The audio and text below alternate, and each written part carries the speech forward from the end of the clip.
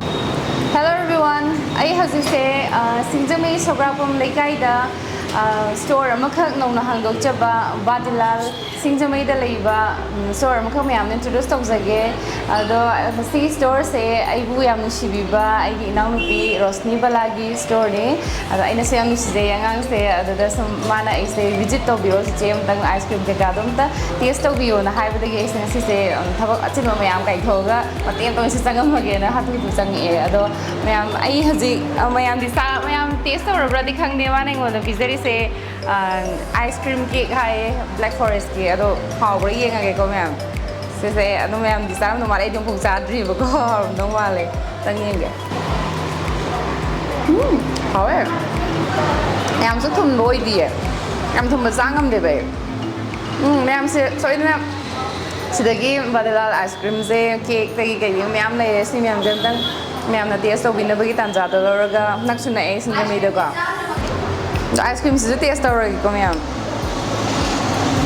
ai yam pamjaba si kano se black currant purple machu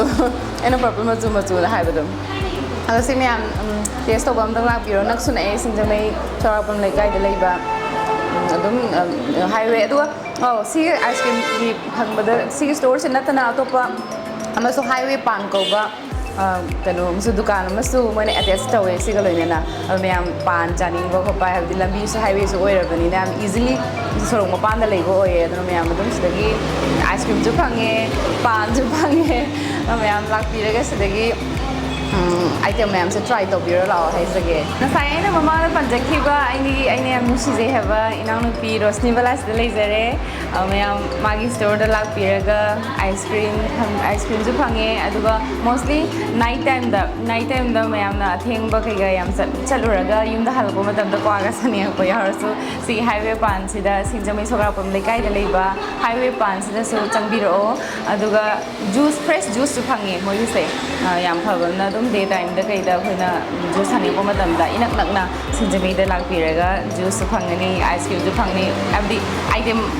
everything loina phangan bado from the spot amada adu di store ama oina khale mayam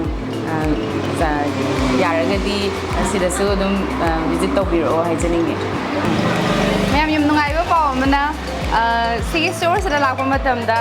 aigi description da aina code ama khak pizagani code se sirinaraga si store sida lakpa mi khudhimakta 10% discount pigani haina su haibire alo mayam na si opportunity se grab tawbihoro adum hajike ina piriba description da yengaga code to sirinaraga hurry up and then have ice cream here